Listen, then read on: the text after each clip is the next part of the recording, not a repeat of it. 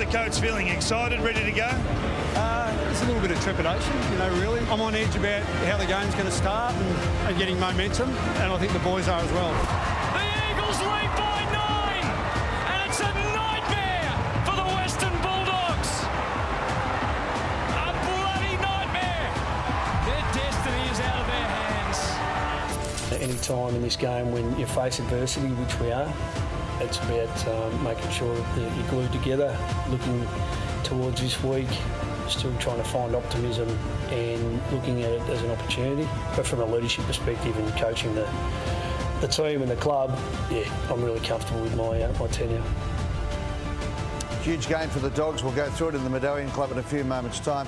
Boys, can I throw this? I mentioned this last week. I can't help but feel that the sacking and the public sacking of Rowan Smith has cast a pall over this club, that the players think that they've actually knocked off one of their most favoured sons along the way.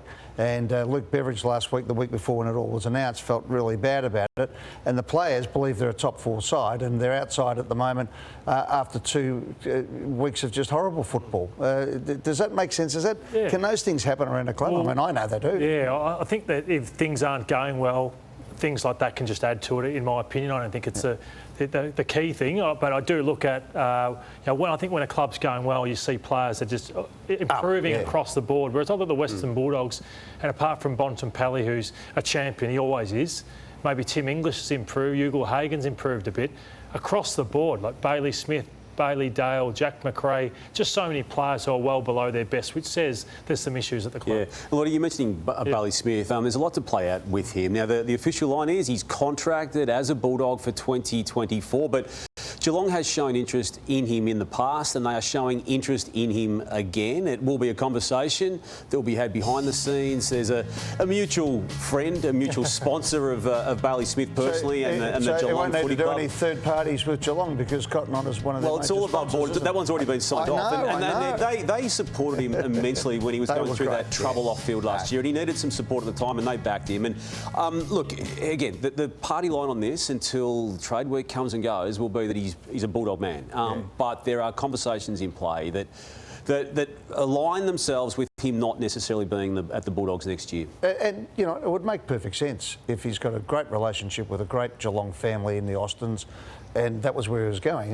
It does make perfect sense. But is there more to it, though, in your opinion? Like, he's playing like a man who isn't getting the best out of himself. Yeah. And again, people around Bailey are having conversations on his behalf, and I'm assuming that he doesn't even know of all the conversations that are being had. But, I mean, Jimmy, I don't know what you can bring by way of your intel on that with your Geelong connections, but they are a team that has already showed interest in him in the past. It's not a new conversation that's about to be relaunched. No, a highly talented player who ripped the final series apart so he can play on the big stage, and a guy who clearly wants to be playing more midfield minutes. And we know with the number of the Bulldogs players that you touched on just before, Lloydie, I guess the shifting nature with where they've been playing, the different looks forward and behind the footy, it's thrown a few of them off kilter throughout the season. Can I ask you about this, and maybe you too, Lloydie, because you speculate at various stages to go to St Ford, etc.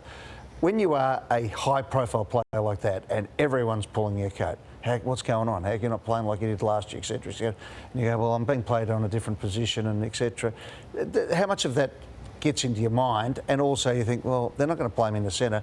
I want to go somewhere. 2 years ago, I was the hottest thing in football, and now I'm sort of not. Yeah, some players cope with it really well. They can adjust to different positions, even thrive and play better, which we have seen that at the Dogs, where forwards have become all-Australian backs. But there's other guys that they've just played the whole entire footy in maybe 1-2 positions, and that's where they need to play to thrive. I've seen time, like Caleb Poulter and Oscar Baker are on the wings, and you've got him on a half-forward flank. So he's not even, he probably wants to be centre bounce, he's not there. He next would want to be on a wing, he's not there. He's not a half-forward flanker, so I think Luke has made his year very, very difficult and isn't getting the best out of him.